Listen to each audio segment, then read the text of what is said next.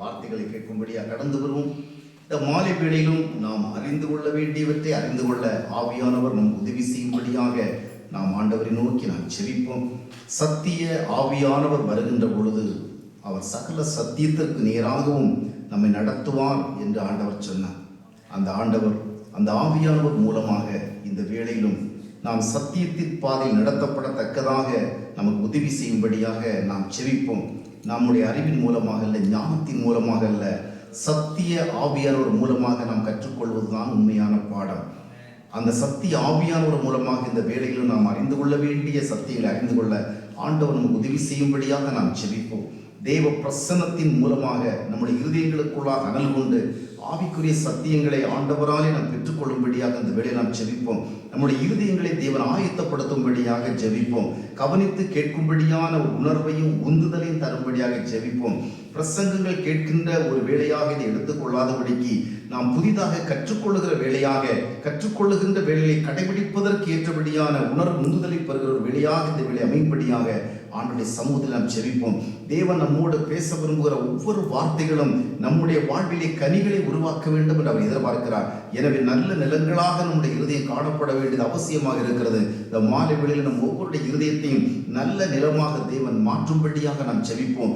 ஏதோ விதைகள் விழுந்தது என்ற அனுபவம் அல்ல, விழுந்து அவை முளைத்து வளர்ந்து கனி கொடுக்கிறது என்ற ஒரு அனுபவத்துக்கு எதிராக நாம் வழிநடத்தப்படும்படியாக செபிப்போம். இந்த மாலை வேளையில் நாம் எதனை அறிந்து கொள்ள வேண்டும் என்று தேவன் சித்தமாக இருக்கிறாரோ அதை மட்டுமே நாம் அறிந்து கொள்வதற்கு ஆண்டவர் உதவி செய்யும்படியாக செபிப்போம். ஆண்டவரை நோக்கி நாம் ஒவ்வொருவரும் தனிப்பட்ட ஒரு விருப்பத்தோடும் ஒரு எதிர்பார்ப்போடும் ஆண்டவரிடத்திலே மன்றாடுவோமா?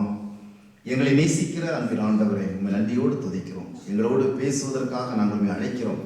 எங்களுடைய அறிவின் மூலமாகவோ, எங்களுடைய ஞானத்தின் மூலமாகவோ, இல்லை என்றால் வேதத்தை படிக்கின்ற ஆர்வத்தின் மூலமாகவோ நாங்கள் எல்லாவற்றையும் அறிந்து கொள்ள முடியாது. எங்களுடைய ஆத்மா உணரும்படியாக நீர் ஒருவரே பேச முடியும். இப்பொழுதும் நாங்கள் வழி நடத்தப்பட விரும்புகிறோம், அந்த வழியை நடக்க விரும்புகிறோம். அதற்கு உதவி செய்யும். எங்கள் மத்தியிலே நீர் வந்து எங்களோடு பேசும். ஆண்டவராய் இயேசு கிறிஸ்து நாமத்தில் ஜெபிக்கிறோம் நல்ல பிதாவே, ஆமென். அல்லேலூயா. கர்த்தர் உங்களோடு இருப்பாரா, உங்களை ஆசீர்வதிப்பாரா. இந்த மாலை வேளையிலே நான் வழக்கமாக செய்வது போன்ற ஒரு தேவ செய்தியை உங்களோடு நான் பகிர்ந்து கொள்ள முன்வரவில்லை. உங்களோடு பகிர்ந்து கொள்வதற்கு பல தேவ செய்திகள் இருந்தாலும் கூட இந்த மாலை வேளையிலே ஒரு கலந்துரையாடலாக உங்கள் இதயங்களில் இருக்கின்ற சில கேள்விகளுக்கு பதிலளிக்கின்ற ஒரு நேரமாக இந்த நேரத்தை அமைத்துக்கொள்ள நான் விரும்புகிறேன். எனவே செய்தி வழங்குகிற விதங்களிலே பல விதங்கள் உண்டு. சில நேரங்களில் நாம் பல காரியங்களை கற்றுக்கொள்ள வேண்டியது அவசியமாக இருக்கிறது. சில நேரங்களிலே நம்முடைய ஆத்மாவுக்கு ஒரு விசேஷமான உந்துதலை பெறும்படியாக தேவனுடைய வார்த்தையை நாம் ஜீவனுள்ள ஒரு வார்த்தையாக பெற்றுக்கொள்ள வேண்டிய தேவை இருக்கிறது. இப்பொழுது உங்களுக்காக அதாவது சில காரியங்களை நாம் புரிந்து கொள்வதற்கு எதுவாக ஆண்டவருடைய வார்த்தைகளோடு நான் பகிர்ந்து கொள்ள விரும்புகிறேன். குறிப்பாக இப்பொழுது நீங்களும் சிந்திக்க வேண்டும், நீங்களும் பேச வேண்டும், நீங்களும் பகிர்ந்து கொள்ள வேண்டும். இதை ஒரு கூட்டத்தில் உட்கார்ந்து இருக்கிறோம், எனவே ஒரு இயந்திரம் போல் நாம் இருக்க வேண்டும் என்ற நிலைகளெல்லாம் விட்டுவிட்டு நம்ம ரிலாக்ஸ் பண்ணி கொள்ள வேண்டும். ஃப்ரீயாக செய்யலாம். நம்ம அமர்ந்து மற்றவங்க என்ன நினைப்பாங்களோ, என்ன சிந்திப்பாங்களோ அவ்விதமான இடங்களுக்கு இடம் கொடுக்காதபடிக்கு ஒரு ஃப்ரீ இடத்தோடு என்ன செய்யணும், உட்கார்ந்து நாம் ஆண்டுடைய வார்த்தையை கற்றுக்கொள்ள வேண்டும். நம்ம எல்லோரும் சேர்ந்து கற்றுக்கொள்ள போகிறோம். நாளை தினம் உங்களை எல்லாரையும் உட்கார வைத்து நான் பிரசங்கித்துக் கொண்டிருப்பேன். இன்றைய தினம் நீங்களும் என்ன செய்யலாம், கலந்து கொள்ளலாம். இப்பொழுது உங்கள் மத்தியிலே ஒரு கேள்வி வருகிறது. இந்த கேள்விக்கு நியாயமான பதிலை நீங்கள் கொடுக்க வேண்டும். ஒரு கூட்டத்திற்காக ஒரு பதிலை கொடுக்க. சில நேரத்தில் சில இடத்துல கேள்வி கேட்கின்ற பொழுது அந்த கேள்விக்கு கொடுக்கின்ற பதில் அவர்களுடைய வாழ்க்கையினுடைய யதார்த்தமான பதில் அல்ல. அந்த கூட்டத்தில் அப்படிப்பட்ட ஒரு பதிலை கொடுத்தால்தான் அது நல்ல பதிலாக இருக்கும், எல்லோரும் அப்ரிசியேட் பண்ணுகிற பதிலாக இருக்கும் என்று சொல்லி அவர்கள் ஒரு ரெடிமேட் பதிலை கொடுப்பார்கள். அதாவது செல்ஃப் ஜெனரேட்டட் ஒரு ஆன்சர். அப்படி இல்லை, உண்மையிலேயே அதை ஏன் சாப்பிட்றீங்க அப்படின்னு கேட்டாச்சுன்னு சொன்னால் உடனே மண்டைக்குள்ள யோசித்து இதுக்கு ஒரு சரியான விடையை கொடுக்கணும் அப்படிங்கிற மாதிரி சிந்திச்சு கொடுக்கறது இல்லை. டக்குன்னு என்ன செய்யணும், நான் எதுக்காக சாப்பிட்றேன் அதுக்கு பதில் என்ன செய்யணும், உடனே சொல்லணும். ஒரு நண்பர்கள் விதமாக கேட்டீங்க, எதுக்கே சாப்பிட்றீங்க, பசி வந்து சாப்பிட்றேன் அவ்வளோதான் தெரியும், வேற ஒன்றுமே தெரியாண்டா. இன்னொருத்தர் கேட்டால் நான் எதுக்கு சாப்பிட்றேன்னா சாப்பிட்டால் தான் உடலே ஆரோக்கியம் வரும், எலும்புகள் நரம்புகள் எல்லாம் வலுப்பெறும், அப்பொழுதுதான் உழைக்க முடியும். இது வந்து ரெடிமேட் ஆன்சர். எனவே என்ன ஆன்சரை மனசில் வச்சிருக்கிறோமோ, எதை உணர்கிறோம் அதுக்கு அதை மட்டும் நீங்கள் சொல்லணும். பெரிய கேள்வி ஒன்றும் கிடையாது, சாதாரணமான ஒரு கேள்வி தான். சரி, இந்த பின்னிருக்கையில் அமர்ந்திருக்கலாம், முன்னிருக்கையில் அமர்ந்திருந்தால் இன்னும் கொஞ்சம் நன்றாக இருந்திருக்கல. நாம் இருப்பதே கொஞ்சம் பேர் தான். இந்த கொஞ்சம் பேரே கொஞ்சம் முன்னிருக்கையில் அமர்ந்திருந்தால் நான் கலந்து கொள்கிற கூட்டங்கள் எல்லாம் அந்த வெறும் சேர்களுக்கு முன்பாக நிற்பதிலே நான் ரொம்ப சங்கடப்படுவேன். அதனால விசேஷமான ஒரு வேண்டுகோள் விடுவேன். ஏனென்றால் பேசுவது ஆட்களுக்காக தானே அன்றி சேர்களுக்காக அல்ல. இந்த கதர்கள் எல்லாம் வெறுமையாக இருக்கும் பொழுது அதை பார்த்து சைக்கலாஜிக்கலி கூட கொஞ்சம் பிரச்சனை உண்டு. என்னவென்றால் ஆட்களுக்கு பேசுகிற உடனே ஆட்கள் முன்னால் உட்கார வேண்டும். ஏன்னா 5 பேர் இருந்தாலும் என்ன செய்யணும்? ஆமாம். பொதுவாக நான் பார்க்குறேன், ஒரு பஸ்ஸில் நீங்கள் ஏறினீங்கன்னு சொன்னால் பெரும்பாலும் இலங்கைக்கு போனால் பஸ்ஸில் ஏறினீங்கன்னா முதல்ல எங்கே உட்கார விடுவீங்க? காரில் ஏறினா முன்னால் உட்காரது கொஞ்சம் கம்ஃபர்டபுள் நினைக்கிறோம் இல்லையா? ஒரு விருந்தென்றால் முதலாவது போய் உட்கார விரும்புகிறோம் இல்லையா? எல்லாவற்றிலும் ஃப்ளைட்டில் ஏறினா கூட முன்னால் உட்கார விரும்புவேன். சீட் அரேஞ்ச்மெண்ட்ஸ் அப்படின்னு சொன்னால் ஃப்ளைட் நின்று உடனே என்ன செஞ்சலாம்? பட்டன் இறங்கி போய்விடலாம். ஆனால் சபைக்கு வருகின்ற பொழுது, இது போன்ற கூட்டங்களில் வருகின்ற பொழுது மட்டும் நம்ம என்ன செய்கிறோம்? இருக்கிறதுல பேக் சேர் அங்கே இருக்குது. ஒரு எமர்ஜென்சி எக்ஸிட்டில் உட்கார்றது மாதிரி ஏதாவது ஒன்று ஆய்வு சொன்னால் டக்குன்னு வெளியே போகணும், அந்த மாதிரி உட்கார என்ன செய்கிறது? பின்னால் உட்காருக்கிறது. நானும் பார்த்துக்கிறேன், எத்தனையோ திருச்சபை சென்றிருக்கிறேன். யாராவது முதலாவது வருகிறவர்கள் முதல் இருக்கையில் இருப்பாளே இருக்க மாட்டாங்க. இருக்கிறதுல எந்த இருவது கடைசி இருக்கு. சிலர் பாருங்க, இங்கே ஒரு 20, 50, 100 சேர் இருக்கும். அதுல எல்லாம் உட்காராத படிக்க அங்கே தனியாக போட்டு ஒரு சேரை தனியாக எடுத்துட்டு வருவாங்க. எடுத்துட்டு வந்து அவங்க வசதியான ஒரு இடத்துல போட்டுருவாங்க. சார் எதுக்காக சொல்லுங்கன்னா, நம்ம கொஞ்சம் பேராக இருந்தாலும் ஒரே இடத்துல கூடி இருந்தால் அது ரொம்ப நல்லா இருக்கும். முன்னாடி இருந்தபடியே அவ்வளோ நல்லா இருக்கு இல்லையா? இன்னும் இந்த 4 சேர் மட்டும் கொஞ்சம் காலியாக இல்லாமல் இருந்தால் இன்னும் நல்லா இருந்திருக்கும். சரி, நாளைக்கு நம்ம இன்னும் கொஞ்சம் முன்னேறுவோம். சரி, நாளைக்கு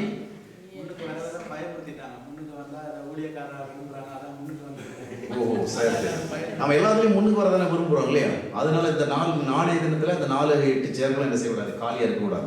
முதலாவது. சரி, இப்போ நம்ம சப்ஜெக்ட் வருவோம். இப்போ எபிரேயர் 10ஆம் அத்தியாயத்தினுடைய 25வது வசனத்தை நீங்கள் வாசித்து பார்க்கும் பொழுது ஒரு வார்த்தை வருகிறது, ஒரு வாக்கியம் வருகிறது. சபை கூடுதலை விட்டு விடாமல். சபை கூடுதல் அப்படின்னு என்ன அர்த்தம்? சபை கூடி வருகிறது. அசம்பிளி தி சர்ச், அதாவது சபைக்குள்ள கூடி வருகிறது. சபை கூடுதல் விட்டுவிடக்கூடாது. எதையாவது ஒன்றை விட்டுவிடக்கூடாதுன்னா அதுக்கு ஒரு சரியான ரீசன் இருக்கணும் இல்லையா? சில இடத்துல மருந்து சாப்பிட சொல்றவங்கள மருந்து சாப்பிட்றதை விட்டுறாதீங்க, இல்லை எக்ஸசைஸ் பண்ண சொல்றவங்கள எக்ஸசைஸ் பண்றதை விட்டுறாதீங்க, இல்லை படிக்க சொல்லுங்க படிக்கிறத விட்டுறாதீங்க. அப்போ சில விஷயங்களை விட்டு விடாதீங்கன்னு நாம் சொல்லுகிறோம். அப்படி சொல்லுகின்ற பொழுது அது விட்டு விடாமல் இருக்கின்ற அளவிற்கு முக்கியமானதாக இருக்க வேண்டும் இல்லையா? சில விஷயங்களை விட்டு விட சொல்றோம், சில விஷயங்களை விட்டு விடாத இருக்க சொல்றோம். இங்கே எபிரேய நிருபத்தை யார் எழுதினார் நமக்கு தெரியாது. சிலர் பெரும்பாலும் அது அப்போஸ்தலன் பவுல் தான் எழுதியிருப்பார் என்றும் சொல்லுகிறார்கள். எழுத்து நடை விதமாக இருக்கிறது. ஆனால் சில செய்திகள் அப்போஸ்தலன் பவுல் எழுதியிருப்பது நியாயம் வாய்ப்பில்லை என்று சொல்லுகிறார்கள். நமக்கு அது முக்கியமல்ல. தேவனுடைய ஆவியினால உந்தப்பட்ட ஒரு மனிதன் எழுதியிருக்கிறார். அது அப்போஸ்தலன் பவுலாக இருந்தாலும் சரி, பேதுருவாக இருந்தாலும் சரி, அதை பற்றி நமக்கு பிரச்சனை இல்லை. இப்போ இவர் என்ன சொல்றாருன்னு சொன்னா, சபை கூடுதலை நீங்கள் விட்டு விடாதிருங்கள். ஏன்னா அந்த நாட்களில் அநேகர் சபை கூடுதலை என்ன செய்கிறார்? பல்வேறு காரணங்களுக்காக, எல்லோருக்கும் ஒரே விதமான காரணங்கள், for different reasons they stop going to church. அதான் சபை கூடி வருகிறது. இப்போ சபை கூடுதலை விட்டு விடாம இருக்கணும்னு சொன்னா, சபை எதற்காக கூடுகிறோம்? For what purpose we are coming to the church. இன்னைக்கு கூட பார்த்தீங்கன்னா, கிறிஸ்தவ மக்களிடத்தில் எங்க போறீங்கன்னு கேட்டா, ஞாயிற்றுக்கிழமை எங்க போறேன்னு சொல்லுவாங்க. சர்ச்சுக்குன்னு இங்கிலீஷ்ல சொல்லுவாங்க. அதை தமிழ்ல கேட்டு பாருங்க. சபைக்குன்னு சொல்றதை நீங்க பார்த்துக்க மாட்டீங்க அதிகமா. அது இங்கே நிலவரம் எனக்கு தெரியாது. இந்தியாவில் எல்லாம் நான் கேட்கும் பொழுது எங்க போறீங்கன்னா, கோயிலுக்கு போறோம் பாருங்க. எங்க போறீங்க? கோயிலுக்கு போறீங்க. ஆனா புதிய ஏற்பாடுல கோயில் கிடையாது, தெரியுமா உங்களுக்கு? there is no temple concept. நிறைய பேருக்கு எங்க வந்தா பக்தி வருது? கோயிலோ இல்லைன்னா சபை. நம்ம ரொம்ப காலம் இப்படி சொல்லி வந்திருக்கனால கோயில் இல்லைன்னா அது ஒரு வழிபாட்டு ஸ்தலம் சர்ச், இங்க வந்தால் பக்தி வருது. இதே பக்தி மற்ற இடங்களிலேயே இருக்க மாட்டேங்குது. நான் துவக்கத்தில் உங்களுக்கு சொல்றேன், இன்னைக்கு நான் உங்களுக்கு ஒரு செய்தியாக்கல்ல நான் பேசி கேட்டுக்கொண்டிருக்கேன், அப்படி இல்லை, கலந்துரையாடல். ஏன்னா உங்களோட நான் நிறைய காரியங்களை பகிர்ந்து கொள்ள ஆசைப்படுகிறேன். ஆனால் இருக்கிற நேரம் மிக குறைவானது. ஆனால் நாளை பகல் வேளையிலும் படித்தம் இருக்கிறது, நாம் பகிர்ந்து கொள்ளலாம். இப்போ கோயில் கிடையாது புதிய ஏற்பாட்டில், இல்லையா? இல்லைங்கிறதுக்கு நீங்க ஒரு ஆதாரம் கொடுங்க. ஏன் கோயில் கிடையாது? அது எங்க இருக்கு? கொரிந்தியர் எடுத்து வாசிங்க.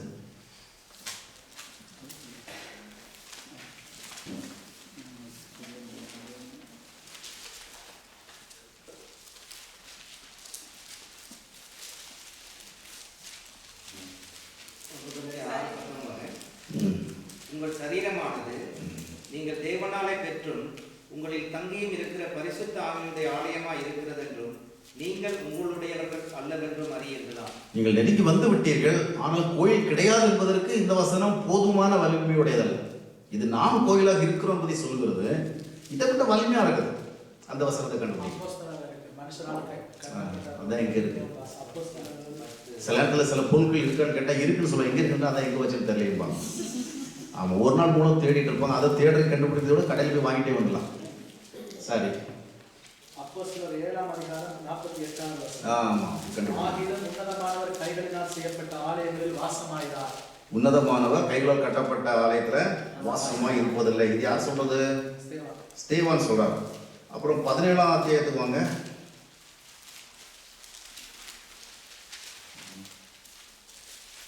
17 இல்ல, 24.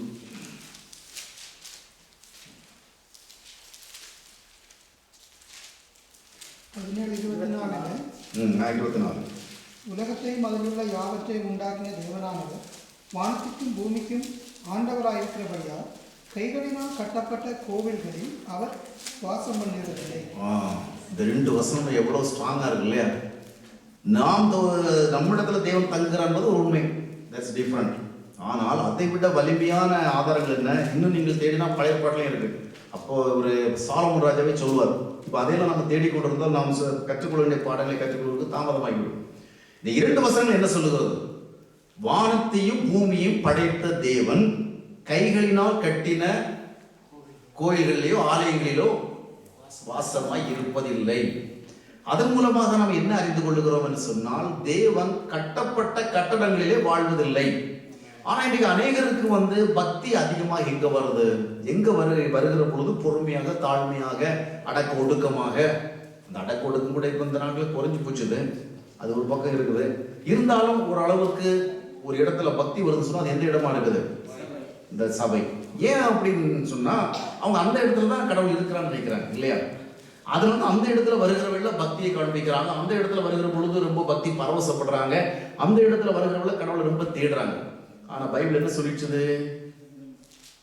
God is not dwelling in the places which are built by man.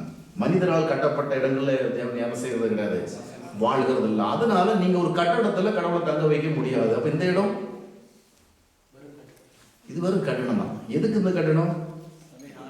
இது போன்று நம்ம கூடி வருகிறதுக்கு தானே ஒழிய இது கோயில் கிடையாது. இப்ப நம்ம அந்த மரத்தடியில கூடி வந்தால் அதனுடைய பேர் தான் என்ன?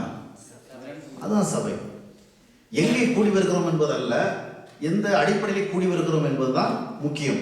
எனவே நாம் இப்பொழுது கோயிலுக்கு வரவில்லை, எங்கே வருகிறோம்? சபை கூடி வருகிறோம். அப்போஸ்தலனாகிய பவுல் 1 கொரிந்தியர் 3:16-17 இன்னும் 6:19 வாசித்து பார்க்கும் பொழுது அங்கே என்ன சொல்கிறார்னு சொன்னால், மனிதர்கள், அதாவது நீங்கள் தான் தேவனுடைய ஆலயமாக இருக்கிறீர்கள். தேவன் தங்குகிற ஆலயத்தை நீங்க என்ன பண்ணக்கூடாது? கெடுக்கக்கூடாது. கெடுத்தால் கர்த்தர் உங்களை என்ன செய்வார்? கெடுப்பார். அப்போ நீங்கள் தான் தேவன் தங்குகிற ஆலயம்னு சொன்னா, நாம் தான் we are the temple, we ourselves are the temple. அப்ப இங்கத்தான் ஆண்டவர் தங்குகிறார். அப்போ சபை கூடி வருகின்ற பொழுது அந்த சபையில யார் வருகிறார்கள்?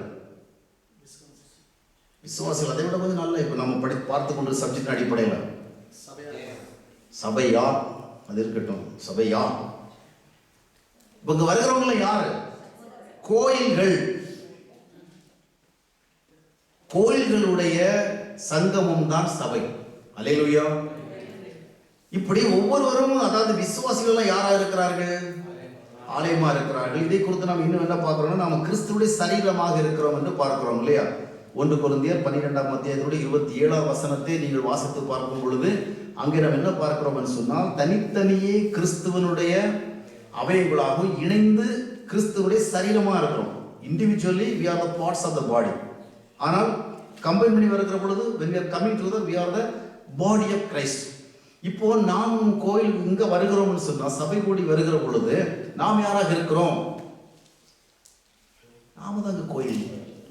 ஆனா கோயிலுக்கு என்ன இருக்கணும்? கோயிலுக்கு என்ன இருக்கணும்? கோயில் ஆண்டவர் இருக்கணும் இல்லையா? முன்னாடி ஒரு பாடல், வெறும் கோயில் இதில் என்ன அபிஷேகம் அப்படின்னு ஒரு பாடல் வரும். நாம் கோயில்களாக இருக்கணும். இப்போ நம்ம கோயில்களாக இருக்கணும்னு சொன்னால் தேவன் நம்மிடத்தில் வாழ்வார். இப்படி நாம் வருகிற எல்லோரும் கோயில்களாக இருந்தால் கூடி வருகிற இடம் எப்படி இருக்கும்? எப்படி இருக்கும்? எல்லாரும் கோயில்களாக வந்தா அதனுடைய நிலைமை நினைச்சு போறாங்க. It will be totally different இல்லையா? It will be great. ஆனால் இவையெல்லாம் நம்ம வார்த்தைகள் மூலமாகத்தான் இப்படி பேசுகிறோம், சிந்திக்கிறோம் என்று அனுபவங்களை பார்க்கும் பொழுது இவைகளெல்லாம் அனுபவிக்கப்படவில்லை. ஆனால் இதுதான் சத்தியம், இதுதான் திஸ் இஸ் ட்ரூத். கோயிலுக்கு வரவில்லை, கோயில்களாக வருகிறோம். கோயிலுன்னா அதுக்கு என்ன வேணும்? ஒரு கடை இருக்கிறது என்றால் அந்த கடையில் பொருட்கள் இருக்கணும் இல்லையா? பெட்ரோல் பங்க் இருக்குன்னு சொன்னா அங்க பெட்ரோல் இருக்கணும் இல்லையா? எந்த ஒரு பொருளும் இருந்தாலும் அந்த பொருள் இருக்கின்ற இடம் தான் கடையாகும். அதுபோல கோயில் நாம் சொல்லுகின்ற பொழுது நாம் யாரை கொண்டிருக்க வேண்டும்? ஆண்டவரை கொண்டிருக்க வேண்டும். இப்பொழுது நாம் இங்கு வருகின்ற பொழுது தேவனோடு வந்தோமா? இப்போ we must be very sure that we are with God. கடவுள் நம்மிடத்தில் வாழ்ந்து கொண்டிருக்கிறாரா? கடவுள் நம்மிடத்தில் வாழ முடியுமா? இன்னைக்கு சிலருடைய நிலைமைகளை கவனித்து பார்க்கும் பொழுது மனைவியே வாழ முடியாம கஷ்டப்படுறாங்க. கர்த்தர் எப்படி வாழ்வார்? பிள்ளைகள் அவரோடு வாழ்றது கஷ்டப்படுறாங்க. கணவன் வாழ்வதற்கு கஷ்டப்படுகிறார். பக்கத்து வீட்டில் இருக்கிறாங்க, ஐயோ இவங்க வீட்டு போய் இவங்களும் பக்கத்து வீட்டில் இருக்கிறதே பெரிய பிரச்சனை. இங்கெல்லாம் பிரச்சனை கிடையாது. நம்ம 25 வருஷம் பக்கத்து வீட்டில் இருந்தாலும் ரொம்பவும் தொடர்பு இருக்காது. இந்தியா இலக்கெல்லாம் அப்படியே கிடையாது தானே இல்லையா? பக்கத்து வீட்டுக்காரங்க ஒரு மேட்டர். இங்கே நமக்கு யார் இருந்தாலும் பிரச்சனை இல்லை. பக்கத்து வீட்டுக்காரனை பற்றி உங்களுக்கு கேட்டால் நமக்கு ரொம்ப சொல்ல தெரியாது. பாருங்கள், தேவன் நம்மோடு இருக்க வேண்டும் என்றால் நாம் எப்படிப்பட்டவர்களாக இருக்க வேண்டும்? இன்னைக்கு நம்முடைய வாழ்க்கை நம்முடைய பிள்ளைகளுக்கு கூட பிரியமில்லை, கணவனுக்கு பிரியமில்லை, மனைவிக்கு பிரியமில்லை, நண்பர்களுக்கு பிரியமில்லை, அடுத்தவர்களுக்கு பிரியமில்லை. தேவனுக்கு எப்படி பிரியமா இருக்க முடியும்? இவர் எல்லாரையும் விட நம்மளுக்கு அதிகமாக எதிர்பார்க்கிறவர் தானே தேவன் இல்லையா? மனிதர்கள் 100% பரிசுத்தத்தை எதிர்பார்ப்பதில்லை, அவங்களுக்கு பிரியமா இருக்கிறத மட்டும் தான் எதிர்பார்ப்பாங்க இல்லையா? ஆனால் தேவன் அப்படி இல்லை. God is holy. அப்போ எவ்வளவு நம்மளுக்கு எதிர்பார்ப்பார்? இன்றைக்கு முதல் கேள்விக்கு என்ன, நான் தேவன் தங்குகின்ற அளவிற்கு என்னுடைய வாழ்க்கையை வைத்திருக்கிறேன். என்னுடைய வாழ்க்கையில தேவன் தங்க முடியுமா? என்னுடைய வாழ்க்கையில தேவன் அனுசரித்து போக முடியுமா? அதனால்தான் நிறைய பேர் என்னிடத்துல தேவன் தங்க முடியாது, அவர் தங்குகிற இடம் கோயில், அங்க போய் அவருக்கு நான் சலாம் போட்டு வரேன். எனவே ஞாயிற்றுக்கிழமை என்ற ஒரு நாளில் என்ன செய்கிறோம்? கூடி ஆண்டவருக்கு என்ன செய்கிறோம்? அங்கே எல்லாம் நம்முடைய பக்தியெல்லாம் கொட்டி தீர்க்கிறோம். கொட்டி தீர்த்து விட்டு வெறுமனே வீட்டுக்கு போகிறோம். போகிற பொழுது என்ன இல்லை, ஆமா எல்லா பக்தியும் இங்கே கொட்டியாச்சு. இங்கதான் எங்க நிறைய கிறிஸ்தவங்களுடைய கான்செப்ட் பார்த்தீங்கன்னா கோயில் கடவுள், டெம்பிள் காட். அது new testament it is totally against of the temple god concept. கடவுள் அதாவது கோயில் தத்துவம் டெம்பிள் காட் தான். அந்த டெம்பிள் யார்? நான். அப்போ நம்ம முதலாவது ஆராய்ந்து பார்க்க வேண்டும், என்னிடத்தில் இருக்கின்ற சுபாவங்கள், என்னிடத்தில் இருக்கின்ற குணங்கள், என்னிடத்தில் இருக்கிற மனநிலைகள், என்னிடத்தில் இருக்கிற பழக்க வழக்கங்கள், என்னிடத்தில் இருக்கிற எண்ணங்கள், என்னிடத்தில் இருக்கிற நினைவுகள், நான் வாழ்ந்து கொண்டிருக்கிற விதங்கள் தேவன் என்னோடு தங்குவதற்கு எத்தனை சதவீதம் ஏற்றதாக இருக்கும்? ஆண்டவர் ஓரளவுக்கு அனுசரித்து போவார். அப்படித்தானே? மனிதன் தான் அனுசரித்து செலவுப்படுவான். ஆனால் அனுசரித்து போவதாக இருந்தால் எந்த அளவு அனுசரித்து போகும்? இஸ்ரவேல் ஜனங்களோடு தேவன் எவ்வளவு அனுசரித்து போனார் இல்லையா? முடியாத நேரத்துல என்ன பண்ணார்? உங்களோட என்ன செய்ய மாட்டேன், நான் வரமாட்டேன் அப்படின்ட்டார் இல்லையா? மோசையின் மூலமாக இவர் கூட நான் வரமாட்டேன், நீ அவங்களை நடத்தி கொண்டு போ. ஆனால் மோசே மன்றாடினா, நீர் எங்களோடு வரவில்லை என்றால் எங்களுக்கு ஒரு மேன்மையே கிடையாது. எங்களுக்கு இருக்கிற ஒரே ஒரு ஸ்டேட்டஸ் என்னவென்னு சொல்லி நீர் எங்களோடு வருவதுதான். எனவேதான் அவனிடத்தில் தேவனிடத்தில் மன்றாடினான். யாத்திராக 33ஆம் அத்தியாயத்தினுடைய 14-15 வசனங்களை வாசித்து பார்க்கும் பொழுது மோசே மன்றாடுகிறான், நீர் எங்களோடு வரவில்லை என்று சொன்னால் எங்களுக்கு என்ன ஒரு ஸ்டேட்டஸ் இருக்கு, என்ன கிரேட்னஸ் இருக்குது? நீர் வராமல் இருந்தால் எங்களை அனுப்பாதிரும், தயவு செய்து எங்களை அனுப்பாதிரும் என்று சொல்லுகிறார். தேவன் என்ன சொல்கிறார்? சரி, உன்னுடைய விண்ணப்பத்தை கேட்டேன், நான் my presence will go before you, I will give you rest. உனக்கு நான் என்ன செய்கிறேன், என்னுடைய அமைதியை தருகிறேன் என்று சொல்கிறார். அப்போ தேவன் அனுசரித்து போகிறார். மனிதர்கள் ரொம்ப அனுசரித்து போகிறார். மனைவிகள் அனுசரித்து போவதில்லை, கடவுள் அனுசரித்து போவதில்லை. ஆனால் தேவன் நம்முடைய வாழ்விலை அனுசரித்து தான் போகிறார். ஆனால் அனுசரித்து போவதை நாம் ஒரு பலவீனமாக எண்ணிவிடக்கூடாது. தேவன் அனுசரித்து போவார் என்பது உண்மையானாலும் அனுசரித்து போவதே அவருடைய நிரந்தரமான பழக்கம் அல்ல. ஒரு கொஞ்சம் நேரம் கொடுக்கிறார், அனுசரித்து போகிறார். மாற மாட்டானா, திருந்த மாட்டானா, தன்னை மாற்றிக்கொள்ள மாட்டானா, தன்னை சரி செய்து கொள்ள மாட்டானா என்று அவர் நமக்கு நேரம் கொடுக்கிறார். அவ்விதமாக கொடுக்கிற நேரங்களை நாம் பயன்படுத்தி கொள்ள வேண்டும். சரி, அப்போ முதலாவது, ஆண்டவர் என்னோடு தங்குகின்ற அளவுக்கு என்னுடைய வாழ்க்கை இருக்கிறதா? மகா பரிசுத்தமுள்ள ஒரு தேவன் என்னோடு தங்குவார் என்று என்னால் உறுதிப்படுத்த முடிகிறதா? ஆனால் அவர் தங்கியாக வேண்டும். சரி, இப்போ அடுத்த கேள்வி வருகிறது. இந்த கேள்வி நீங்க எல்லாரும் பதில் கொடுக்கணும். நான் முதலாவதே சொன்னேன், ரெடிமேட் பதில் கொடுக்க கூடாது. அதாவது கூட்டத்துக்கான ஒரு பதில் அல்ல, உங்க மனசாட்சிக்கு நீங்க பதில் கொடுக்கணும். உங்களுக்குள்ள நீங்க என்ன பதிலை வைத்து அதை கொடுக்கணும். நீங்கள் ஏன் சபை கூடி வருகிறீர்கள்? ஏன் நீங்கள் ஞாயிற்றுக்கிழமையோ இல்லை இன்னொரு தினமோ இல்லை இது ஆராதனையோ ஏதோ ஒரு வேலை, இந்த வேளையிலே நீங்கள் எதற்காக வருகிறீர்கள்? நீங்கள் வருவதனுடைய நோக்கம் என்ன? சத்தமா சொல்லுங்க. ஆண்டவருடைய வார்த்தையை கேட்க, ஆவியிலே வளர. நான் சொல்லுகிறேன், இந்த பதில் நீ கொடுக்கிற வெள்ள கர்த்தர் பார்த்து கொண்டே இருப்பார். திருப்பி கேட்டுருவார், நீ இதுக்காக தான் சர்ச்சுக்கு வரியா? அதான் ஒரு ஆன்சருங்கிற வெள்ள பள்ளிக்கூடத்தில் கேள்வி கேட்கும்போது பரீட்சைக்கு பதில் எழுதுக்கு எழுதக்கூடாது. நீ சொன்ன ஆன்சர் உன் வாழ்க்கையில் உண்மையான ஆண்டவர் திருப்பி கேட்டா, ஆமா ஆண்டவர் உண்மையில் அதான் அப்படி சொல்லணும். இப்போ அவங்க சொல்லியிருக்காங்க வார்த்தையை கேட்கறதுக்கு தான். ஆமா, அவங்க வருகிற நோக்கம் என்ன? வார்த்தையை கேட்கறதுக்கு. அவங்க வருகிற நோக்கம் ஆவியில வளர்கிறதுக்கு. அடுத்தது ஒரு ஆன்சர் போதும். அடுத்தது சொல்லாதவங்க சொல்லுங்க. ஐக்கியம். அவங்க எதுக்கு வராங்க தெரியுமா? தெரிஞ்சுங்க. இப்ப ஒவ்வொருத்தரும் எந்த நோக்கத்துக்கு வர்றாங்க அப்படிங்கிறத நீங்க தெரிஞ்சுக்கலாம். ஒரு சிலர் இங்க வருகிறது கிடையாது, வேற திருச்சபையில் வச்சிருக்கிறாங்க. அவங்க போகிறது எதுக்குன்னு சொன்னா வார்த்தை கேட்கறது. அவங்க போற ஆவியில வளர்றது. இந்த சிஸ்டர் எதுக்கு போறாங்க தெரியுமா? முன்னாடி முந்திக்கிட்டாங்க. பாத்தீங்களா? பரவாயில்ல, உங்களுக்கு சொல்றது ஒரு ஆன்சர் இருந்தது. அவங்க எதுக்கு வராங்கன்னா ஐக்கியத்திற்காக.